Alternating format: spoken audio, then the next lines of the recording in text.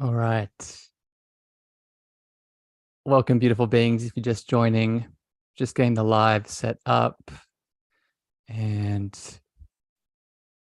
we're going to get recording started in 2 seconds here. If you're joining on YouTube and Facebook, welcome. I'm just going to change my background super quick. There we go. All right.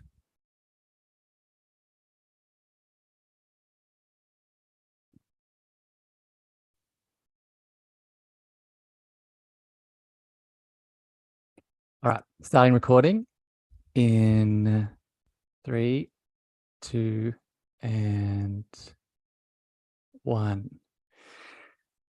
Good morning, evening, afternoon, beautiful beings. Welcome back to the show, and welcome back to another spiritual, loving, cosmic dance into a topic and theme that I know is going to give you a lot of value and guidance here today.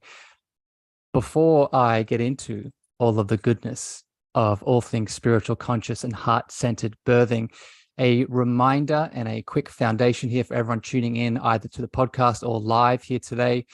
If this chat hits your heart, which I know it will, please share this out far and wide with a lover, a family member, a friend that you know it can support. How you can build the show is leaving your feedback, your perspectives, your comments over on Spotify and Apple. And if you are joining live today on Facebook, on LinkedIn and YouTube, as I've started to do here, if you have questions that come up within this flow that you want to add in, please leave them in the comments. And I'm going to be doing my best to check as we flow. Today, I have the beautiful pleasure of having my divine friend, Lucy Proud, here on the show to talk about spiritual, conscious, and heart-centered birthing. Lucy is a spiritual educator. She is an intuitive soul guide, a loving, empowered woman wisdom leader, and she is a heart-centered soul. Today, we're going to dive into what does it mean to have conscious and spiritual birthing practices? What is the difference between hospital birthing, home birthing, free birthing? I want to discuss with Lucy creating a spiritual landing pad and so much more. Lucy, welcome back to the show, my friend. Thank you, Harrison. It's so beautiful to be here and chatting with you again. Yeah, you say again, Lucy, for people tuning into the show live, I would keep your eyes open on the podcast feed because I've already had a chat with Lucy about all things heart-centered parenting. So we had a beautiful conversation. And I think let's start with this, Lucy. We had a beautiful conversation. And then I landed back in on your Instagram page. And I would highly encourage people to tune into Lucy's socials, which I'll put in the show notes. On her lovely Instagram page, she has a video. It's of you, of Lucy, giving birth in a water birth. And it's very powerful and beautiful in many ways. But I'm wondering, Lucy, if you can speak to the impact that this video has had.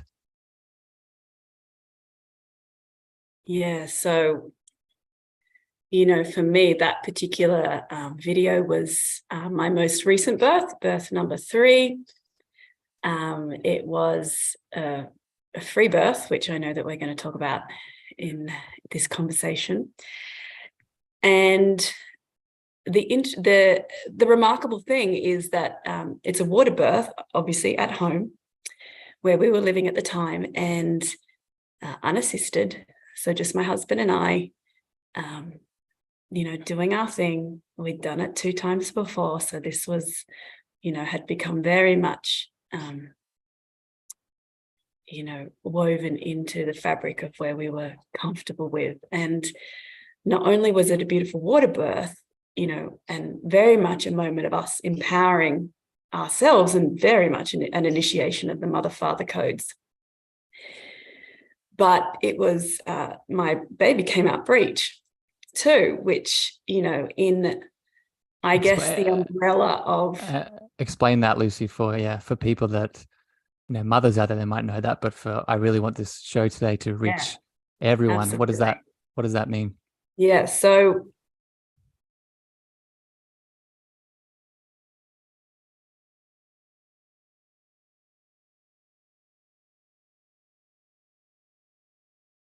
opens up the birth canal, and then the rest of the body kind of just slips out, which is probably what the majority of people have in their physiological births. Breech birth is when the baby is round the other way. So it can be bottom first or even feet first. And she was bottom first. And the incredible thing that I guess the video, in itself has inspired is that there's been this general understanding, or something deemed, scary.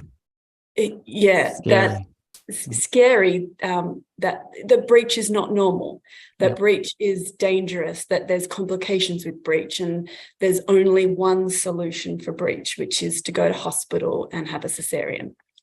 And and that's absolutely fine for people that choose that path. However, the narrative that goes on with majority of mothers is that even if they present as breech, they want to still be able to have a natural physiological birth. And a lot of them want to be able to do it at home.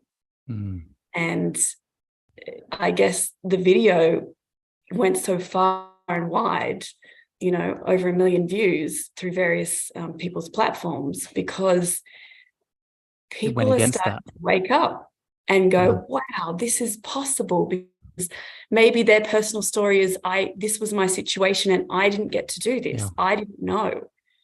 And, the whole arena of birth at the moment. Let me jump in here, Lucy, because this is really, for people tuning in, this is really why I want to have this conversation with Lucy, because and why I wanted you to start with this story of you explaining this experience. And we're going to break it down a little bit more here, and we're going to talk about water birth and all the things. I feel this is one of the symptoms of a greater awakening that is happening for all of us, right? It's happening in all of our lives, and that now it's seeping in, as your video as the example, it's seeping into the birth world. And it's not just about breech. It's not just about the water birth. It's about, within this theme today, what is conscious, spiritual, heart-centered birthing at large. And this is not an adding of, this is a reminding of that this is always an option. This is always there, right? So I want to jump to my first questions here, my friend, but anything else you want to finish that thread with, before we move on with the breech and the water birth? Yeah, just that, to be able to birth the way that you want to birth, a woman wants to birth, a man and a woman, a couple choose to birth, is the ultimate reclamation of personal power. And it's the energy that we need to really have that huge transformation, to go from, maiden or warrior into, boy and girl, into mother, father. Yeah. And, that energy precedes everything. It's the way we parent moving forward. Yeah. So it's very important that regardless of the choices that each individual birthing person makes, it needs to be their choice. Yeah. And in order to do that, we need to know what's possible. Yeah. Hence this podcast, right? It's this spreading out this education, because we truly don't know what we don't know. And if we can have all of the information, and I guess let me be clear before we move on here, Lucy, I know you agree with this. we're never going to know all the things.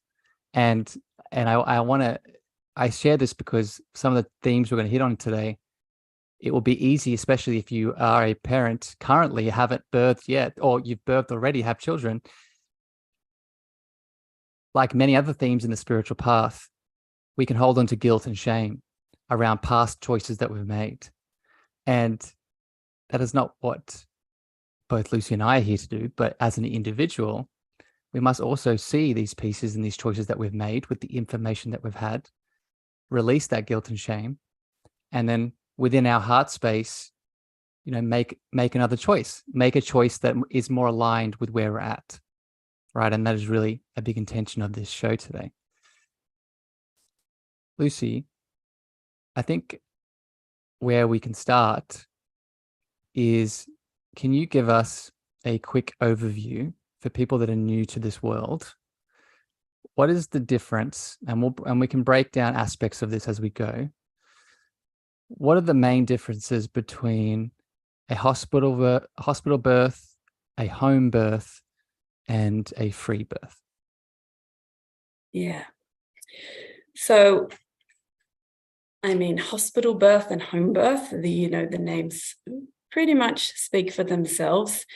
Within the hospital realm, there are many variations. You can be in private, you can be in public, you can have just be under the guidance of an OB, so an obstetrician. That's the medical surgeon in the birthing world, or you can go down a more organic path within the hospital system, which is to enlist or engage with a midwife. And so there are many options in the hospital realm, and these days we are seeing certain hospitals, especially some hospitals are offering the midwife or the midwifery service, and then encouraging women to birth at home. So they might go into the hospital for all their appointments. Then they have that midwife or a chosen midwife attends their home birth, which is a really, really beautiful option, for a lot of people. One of the things that I find quite difficult is the birthing world is still quite discriminative around it depends what you can afford. And it depends not just on your awareness of what's available, but, to have a home birth, which is you will have, in the classical sense, you will, engage with a private midwife. And a doula too, right? Doula is optional. Yeah. Doula is optional. Doula is a non-medical support person. Yep. So they are trained in more of the energetic, emotional aspects of supporting and empowering a woman to be able to birth in her own way, her own self, and trained on how to sort of nurture a woman even beyond in postpartum and so forth.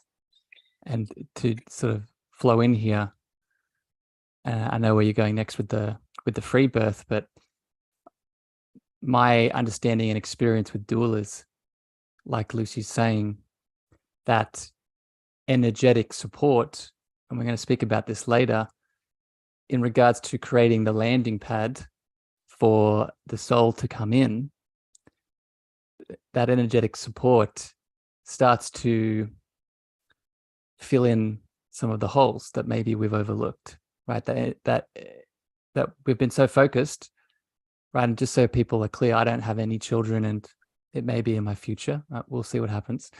But from my understanding of talking to people like Lucy and doing my own research, we spend a lot of time focusing on the physical, which is needed, obviously. But this is another area of our life where we can overlook the necessity of energetic sort of guidance, right? It sounds like, and you can correct me if I'm wrong, Lucy, but that is sort of where the doula comes in to maybe fill any spaces that we've overlooked. Yeah, and I would go as far to say that it is possibly the most important. aspect of birthing, because, you know, birth is a natural process. Women are born to do it. Men are born to be able to hold that space. We just need to lean in and find that path that helps us remember. And in my personal experience, it was really helpful for me first time round to learn all about the natural stages of the birthing process and have a little bit of knowledge behind me, so I knew what was going to occur physically during birth. But the energetic and the spiritual and the nurturing that is something that we really, really need in order to hold that container and feel safe.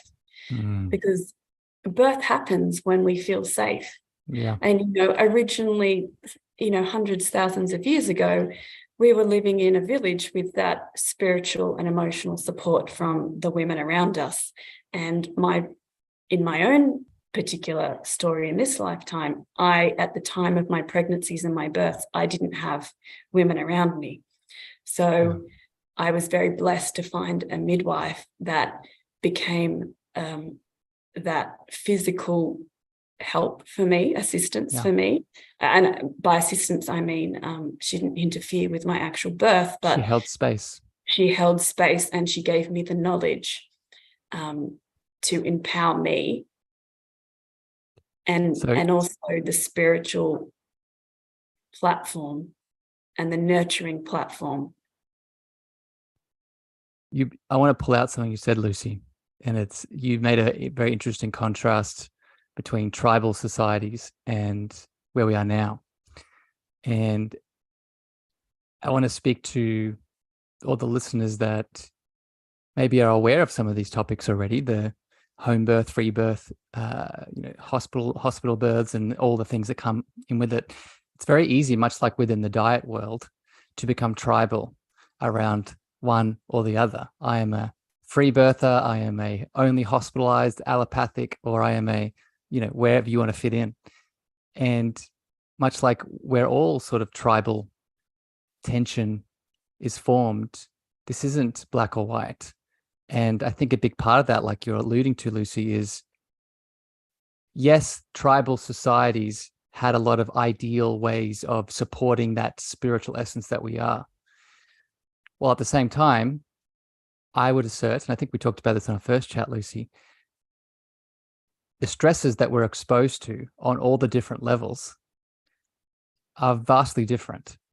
So, and I want to get your thoughts on this, Lucy, having experienced multiple different kinds of births. When we are in this process of going through the birth process, I think it's very important to release belief systems, right? Have all the information so you know what is out there. But at the time where things are happening, i.e. the child is coming, remove the belief systems and allow the guidance to take over. What are your thoughts on this? Yeah, and you hit the nail on the head, because that really is where I feel that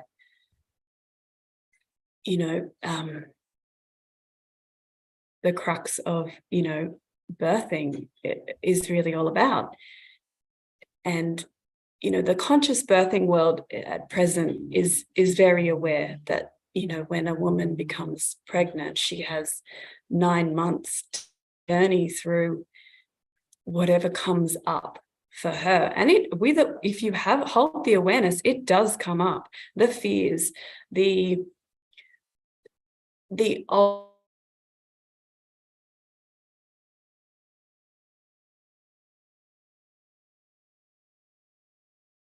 information around your own personal birth when your mother birthed you. And that stuff does come up. So when we learn to pay attention and be aware of all of those things, it really is a beautiful process of 9 months of having an opportunity to transform and release those belief systems, so that by the time we're birthing, we really feel like we are this clear vessel. And we're not going to clear absolutely everything, and that's not No. necessarily the aim. But I can tell you now that in my own personal births, when I became pregnant with baby number 1, I said, right, no medical intervention for me, Yeah. not happening. And that was my ego. It was coming from a place of fear because I didn't want to go into the hospital system where I felt my personal power might be taken away from me. I didn't know what was going to happen. I didn't know anyone particularly that had horror stories, but it wasn't the way that I had wanted to birth. And of course, we get to 39 weeks, which is, average gestation of pregnancy is 40 weeks. A lot of women give birth anywhere between 38 and 42, 43 weeks. We get to 39 weeks and my midwife, so everything was planned for home birth. My midwife says, oh, the baby's turned around. She said, I don't birth breech at home. And so I go into panic. All my fears are activated. I'm thinking the worst thing is going to happen. I'm going to go into hospital. I'm going to panic and I'm not going to be able to do it. And it means I'm going to have drugs. And then the drugs are going to catapult me into being cut open. And all the stories. All the stories came up. And I can tell you now that as soon as I made peace with that story, went, no, that's not going to be my story. My midwife doesn't feel safe to birth at home. So we have an arrangement where we can go into hospital and she can still be with me and she can still guide me, and I'm going to do this. And of course, that's exactly what happened. Natural physiological birth, probably the most difficult birth to have, which was the baby was feet first. But the empowerment that came from facing my fears and also moving through a challenging birth position-wise, and also it was a challenging birth because of that, was probably the most euphoric I've ever been in my life. And I mean euphoric for about 6 months. Just incredible. Lucy, I want to thank you for sharing that story, because you shared a little bit of it last time we had a conversation, but it fits perfect within today's foundation of conscious birthing. And I want to really highlight something significant here. It's what can happen when we remove those ego masks, what can happen when we remove those stories and belief systems, right? And this is not just in this birthing conversation, right? This is in all, if you're looking to have a spiritual life at large, one of the things that the ego fights up against most is its own death, right? So that's what you experienced in many ways, is that all of that was coming up, you were breaking out of the belief system, trying to break out, but the ego was holding on. But then when you released it, that wave of, as you said euphoria, I would call it love, same thing. That love moved through you. I want to go back here, and I just want to welcome people popping into the Facebook chat.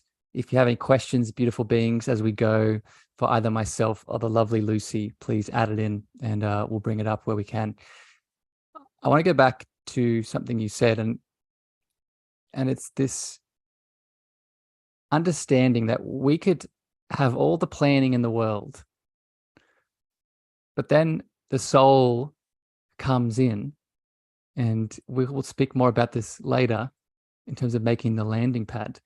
But here in this moment, I want you to speak to this, Lucy, the understanding that the baby comes in most cases, especially now in this awakening that we're in, with its own set of karma, right? It comes in with its own story, its own energy to balance, with its own interactions to face. So why I share that is you might have this plan of having this soul move through this particular set of hoops, but that soul might be coming in totally different, planning on some other hoops to move through. So I'm wondering if you can speak to this in your experience, Lucy. Yeah, well, birth itself is really that, opportunity to go into full surrender.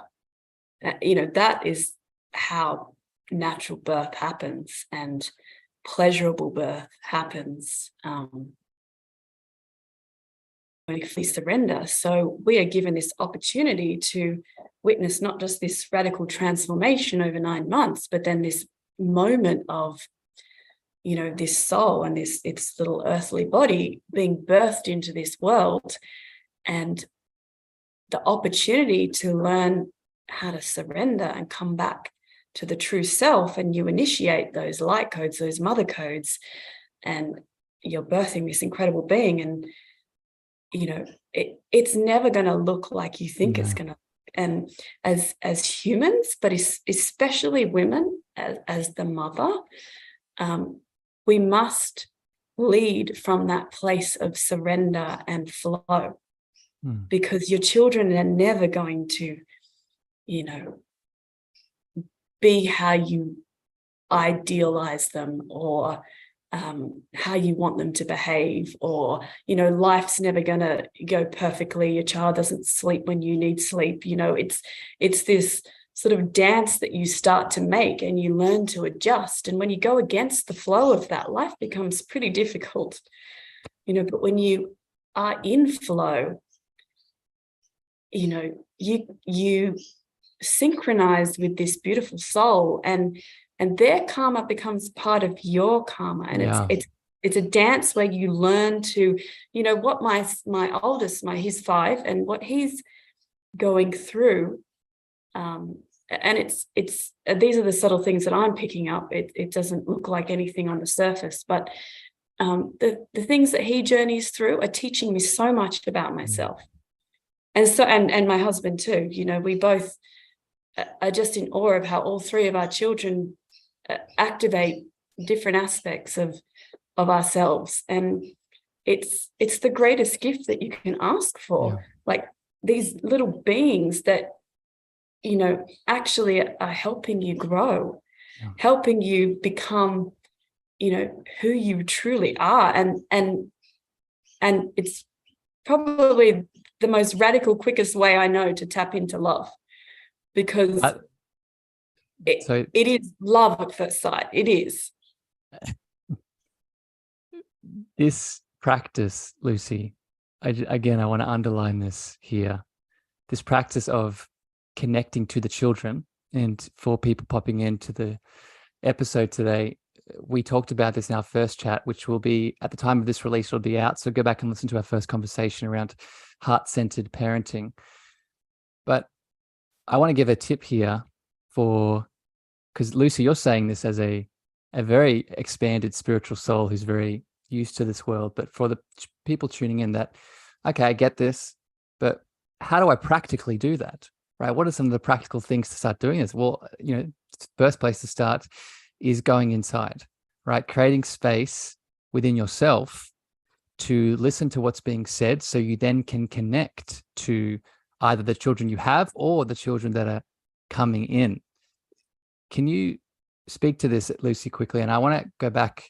I want to hear you speak a little bit about free birthing, because we skipped over that piece. But can you quickly just sort of share your views on meditation as a way to connect to these souls that are coming in? Yeah. So, I feel very blessed that my journey led me into, I feel that I've been meditating my whole life, ever since I was a child, but the active learning of meditation when I was probably 18. So, and I had my first child at 35. So I had a lot of self-awareness and the ability to tune right in and listen to myself as that moment of becoming a parent arose. But it still threw me, because it's a very different process to go and find a quiet moment and sit on your own and tune in.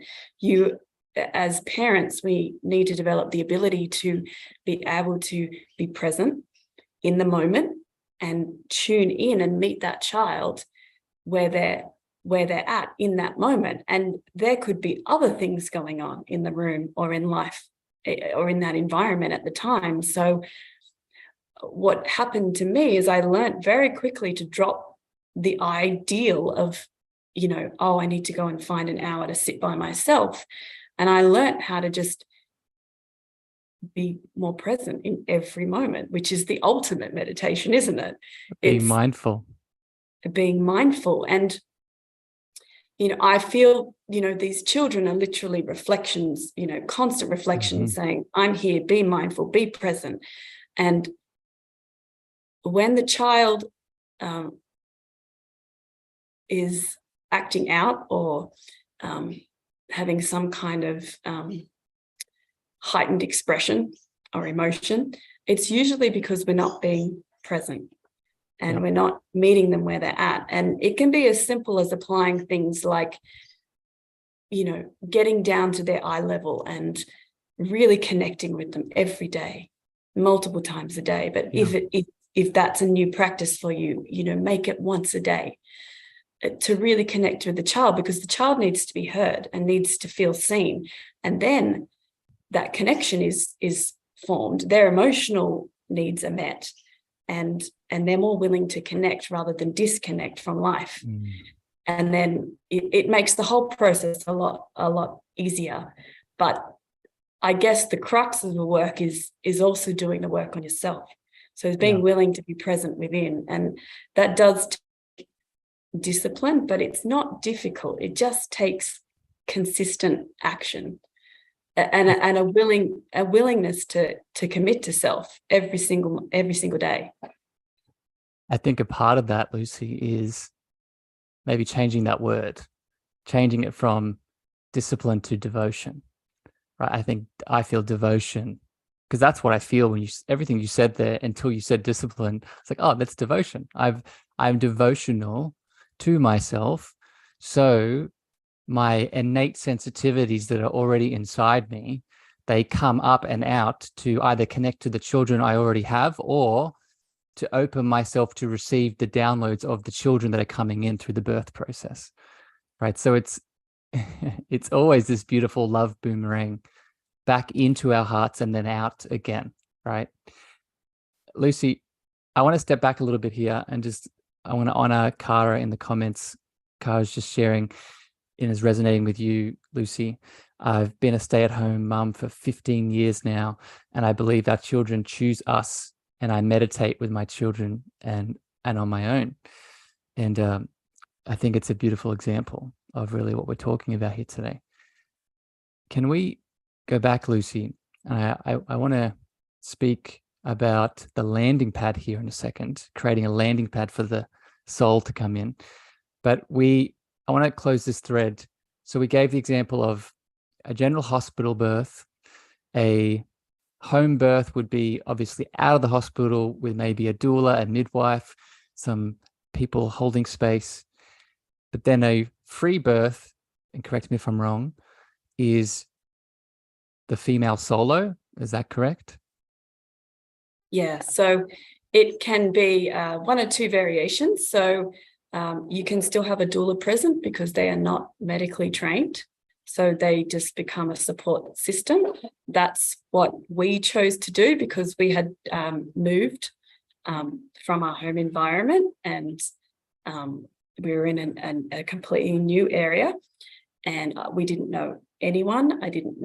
We knew a few people, but we didn't know anyone that could be a helping hand in the birthing process. So I sought out, in this environment, they like to call themselves birth keepers, because what they believe is that they're space holders and they're not here to interact with birth. They're not here to be an intervention, intervene in any way. They literally are just space holders, and they will help, help clean up and get you a cup of tea and things like that. But, through the process of pregnancy, there just can be a nice, beautiful human being to connect with, so that by the time they enter your birthing space, they feel like they're a soul, part of the soul family. I love it. And I did feel like that. I have obviously at the time of this third birth, I had my two sons, my husband, and his father, so my father-in-law, living with us. And I was like, oh, that's a lot of men. That's a lot of male energy, which is really beautiful because I know stuff's going to get done and I'm going to be taken care of. But I wanted that female presence, and she was incredible. And she very much is like, I'm not here to birth. So the free birthing is just woman and birth support person, whether that or birth partner, in the space, and you do everything yourself. You cut the cord, or you have a burning of the cord ceremony, or a lotus birth. There's so many variations within that, but everything is just you birthing your own baby, and it is a lot of women are choosing this path right now because it's so empowering. Yeah. I think, Lucy, it's a remembering, right? I think I spoke about this before when you were speaking about hospital and home births. I think when we awaken, some of us have the illusion that we're awakening to truth that exists outside of us. And a part of it is that. But I think a deeper awareness is in the awakening, it's more of a remembering of things that we've already done before.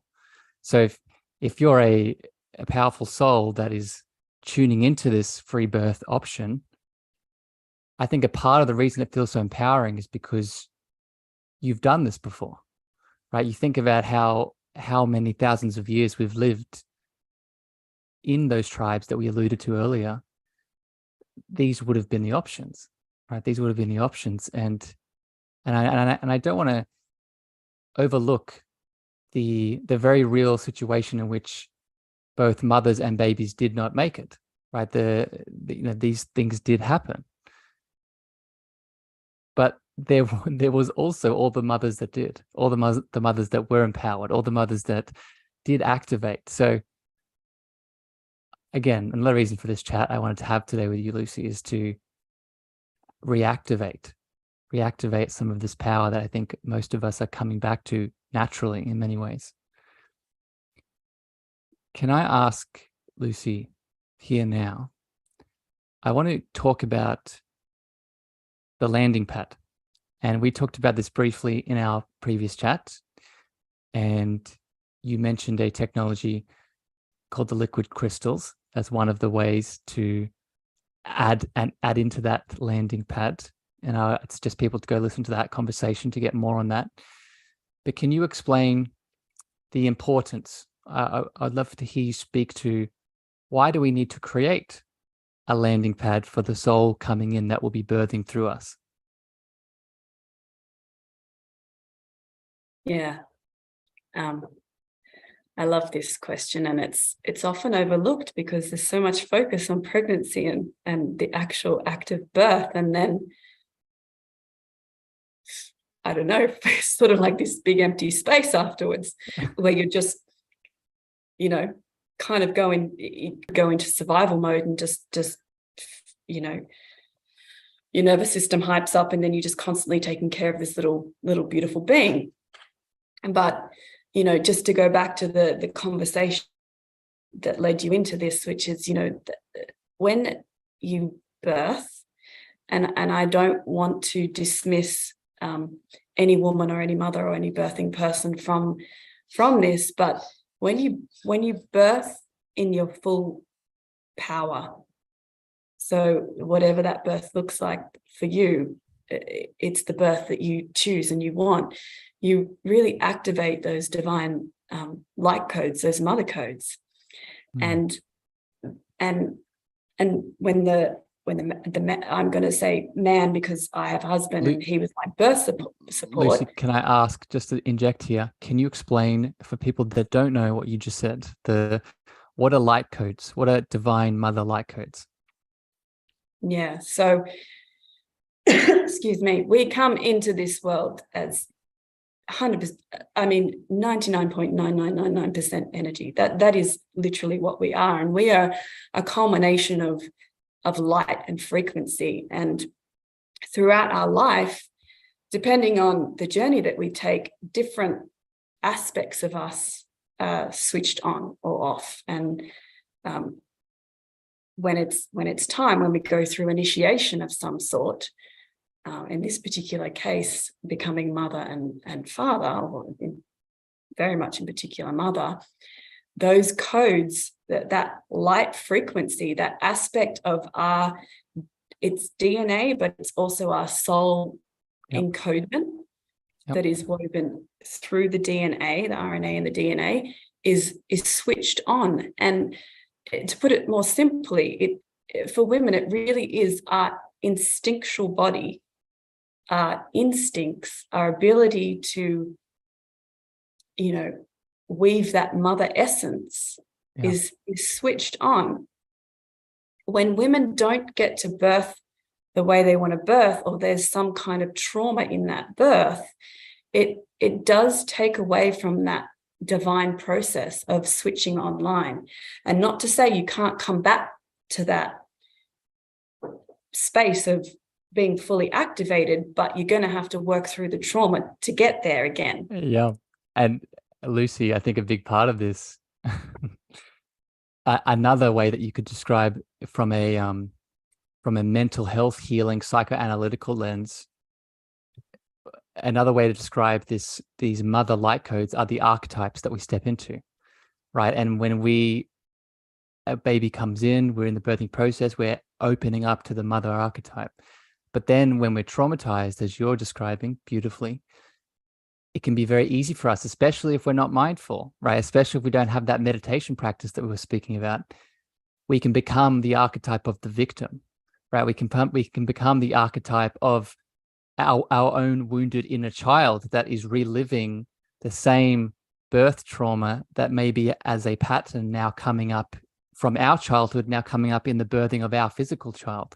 So does that resonate with your experience, my friend? Do you see, is there a link here between these archetypes within this sort of light code conversation? Yeah, definitely. And, it's quite difficult to mother if, the archetype of the wounded maiden is active, because the wounded maiden is the young girl that hasn't matured, is still needing to be looked after, is not ready to mother.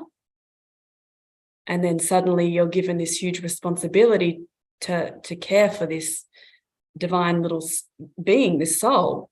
And there's the synchronicity of the energy that is needed, to be that mother isn't quite switched online. And, if it doesn't happen in the birthing process, it needs to happen afterwards through the healing. And that's across the board with, as you know, because you speak a lot about it, with any trauma. Yeah. Because when trauma is active in us, we're acting out of various archetypes or archetypical energies, and they become like layers or shadows or filters that we have, that lenses that that we move through, that we filter through, that we filter our divine consciousness through, right? And this brings up a really interesting point that I want to share here. Birthing, and I've heard many people share this experience, and maybe you had this to a degree, my friend. And if you're listening live, you can share this in the comments if you experienced this. But birthing, in some instances, is very psychedelic, right? It's very, we spoke before about the euphoria that you went through.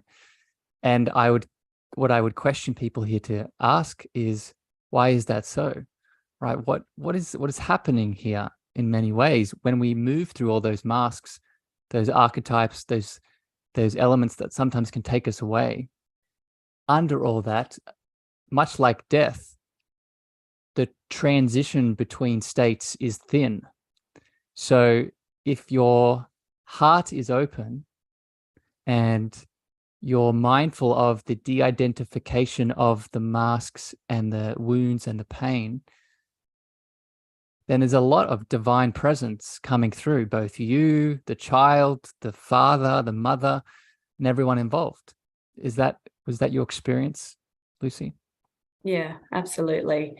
And just to give you an example, um, obviously my story was a beautiful one, because as I stepped more and more into my power, my births subsequently became much more surrendered and much Yeah. more euphoric, and to the point where my third birth was very quick and very beautiful, and my second and my third birth were absolute manifestations of my divine vision, and I worked for that through meditation and through, working through layers of trauma. But when she was born, the peace that she had, the tranquility, you could just tell there was no filter. I had not imprinted her with any kind of trauma. She was born into this world as she and I had co-agreed to be born. And, that does imprint, who they are in the world. Yeah. And that's, going back to that conversation of landing pad, is if we as the birthers and we have the support that we need to create that safe sanctuary to birth without trauma, it becomes a euphoric experience. I was terrified of pain moving into my first birth, and my first birth affirmed that it was something I never wanted to do again, because it was terrible. But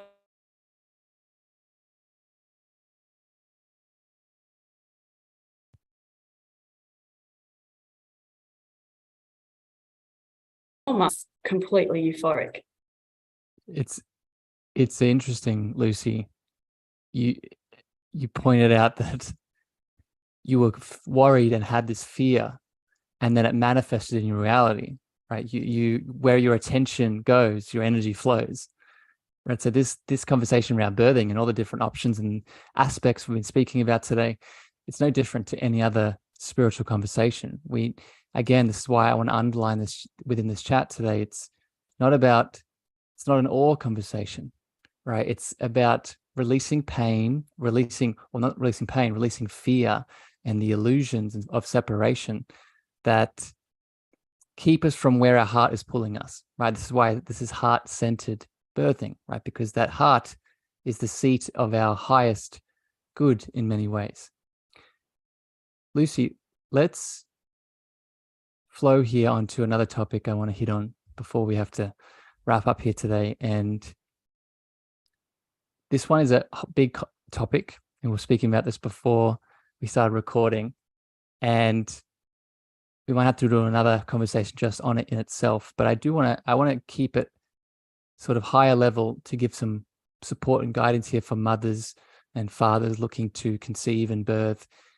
As a sensitive soul, because I'm picturing myself in this boat, as a sensitive soul that wants to conceive and then give birth to a child,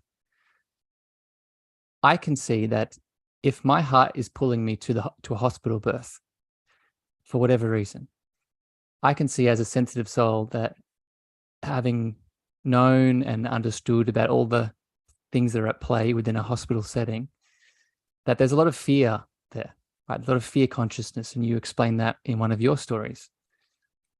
So I'm wondering that what tips would you provide to new mothers, new fathers that are looking to birth in a hospital, that are sensitive, empathic?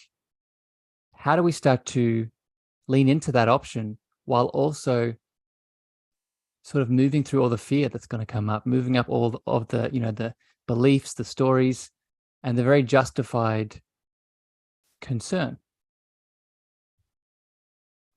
Yeah, I love that. And, one of the things that my first birth, which was in hospital, taught me was, well, it actually healed my relationship with the idea of being in hospital, which was really beautiful for me. And that was empowering. That was an empowering moment. And of course, it led me to never needing to go to hospital again because I had overcome that.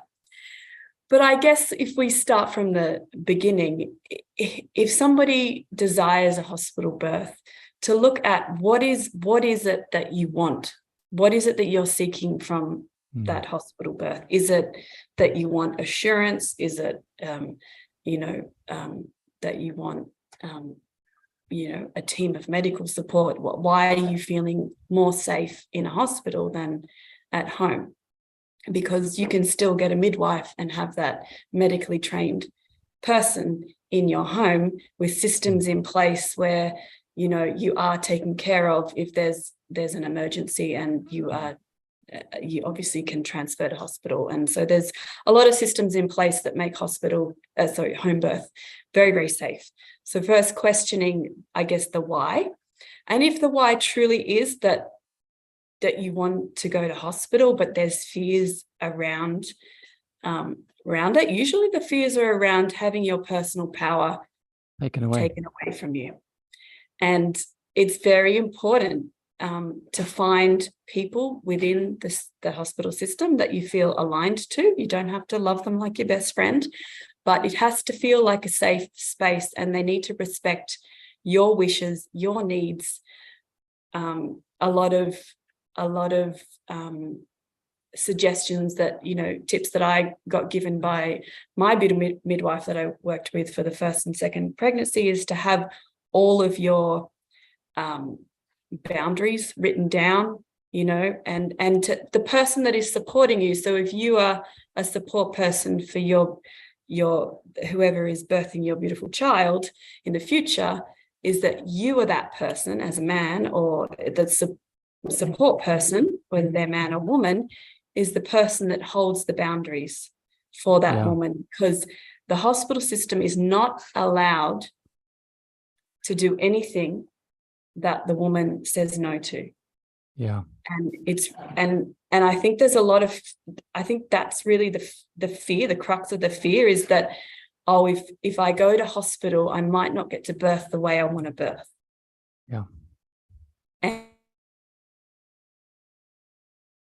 And to jump in here, Lucy, I think that word of boundaries, right? That word of setting up your energetic parameters, setting up your energetic judgment around that.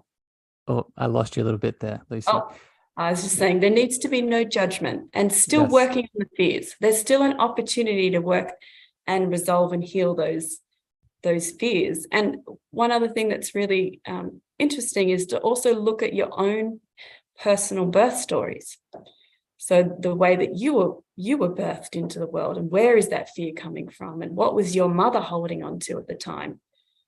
So again, it all comes back to tuning in and making a decision from a place of love. And a place of feeling, knowing that, all opportunities are on the table when it comes to birth. If you want a free birth, that is possible. If you want a hospital birth in your own terms, that is possible. I think that is one of the messages I want to really leave this conversation with. But before we get to that, Lucy, as you're breaking up there, I wanted to add in the emphasis on what you're describing around writing down your boundaries.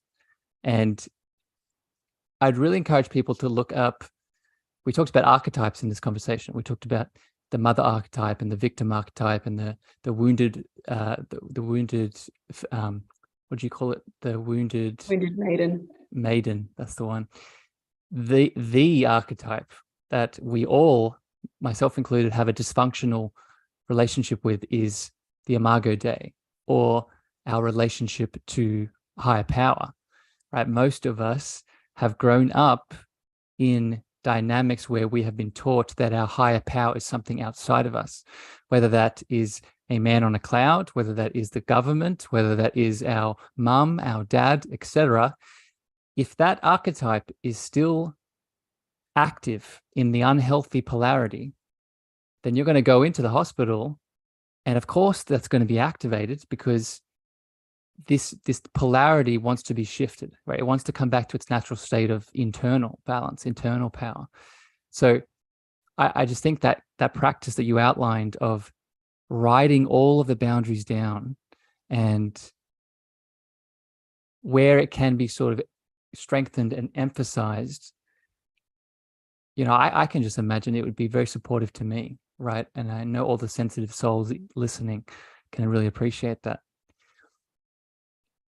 Lucy, we're coming to the end of this chat, and we might have to do another conversation because I have like checking my questions. I have like 10 more questions I wanted to ask you, but we'll do another conversation. I guess where I want you to wrap things up is, as a heart-centered, conscious, spiritual parent that's looking to birth, what's a sort of final message that you can leave either an expecting mother or a father who's supporting the mother to best guide them into the birthing ceremony that's optimal for them? I love that. Oh, just that it's time that we remember that, especially the birthing person, the woman, that we are the experts of our own divine self, of our own body. We know, and I have experienced this, when you drown out the noise and you tap into yourself, your own intuition will guide you to the most divine outcome. It really does. And when we start to place that power back in self, it is the most magical thing. It really is. And that is the energy that is going to give you strength in the parenting journey, is the reclamation of your own personal power, moving forward with all the beautiful challenges that children bring and life brings moving forward.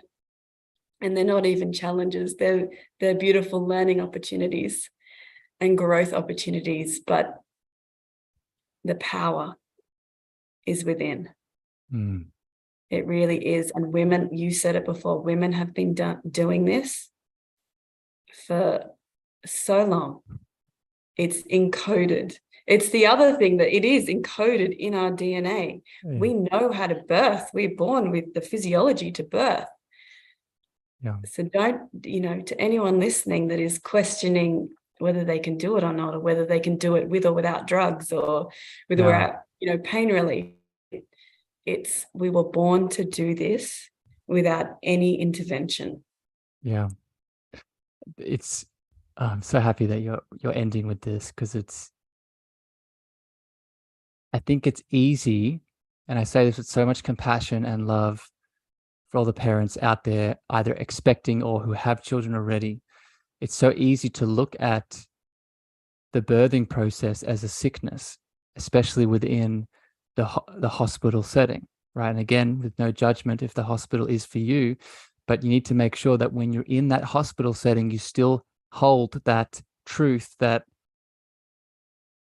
another way of saying this is, I was doing some research yesterday, and this was a message that kept coming through me as I was observing, right? A mother who's pregnant is not just powerful, like you're saying, but is connected to her divine creation energy, right? Birth is the creation process. It is the space in which we're sort of most supercharged with our divine creation energy. So not only is it natural, not only is it powerful, we spend so much time looking for creativity outside of us, but when we're in the presence of a mother, it's in her field, it's there. So I think it's moving from the sickness under the limiting belief to power, to divinity in many ways, and this pure creation energy that even just as men on the outside or women on the outside looking in, we can pick up on, right? And we can use that for inspiration. Does that resonate, Lucy?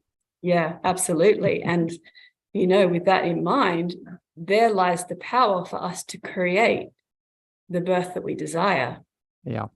And, maybe we have a conversation around this another time, but because that's what I love helping women with is really honing in on their vision and moving through any limiting belief systems to clear the pathway so that they can create the environment for birthing that they desire. And that's been my experience. I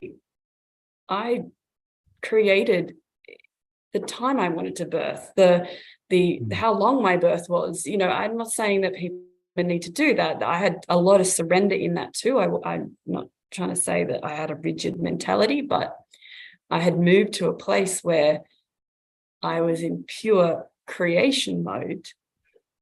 And during my pregnancy, I was encoding the information to my child as it was growing that this was the environment, was going to be the ideal environment for us to birth in. And did he or she want to participate?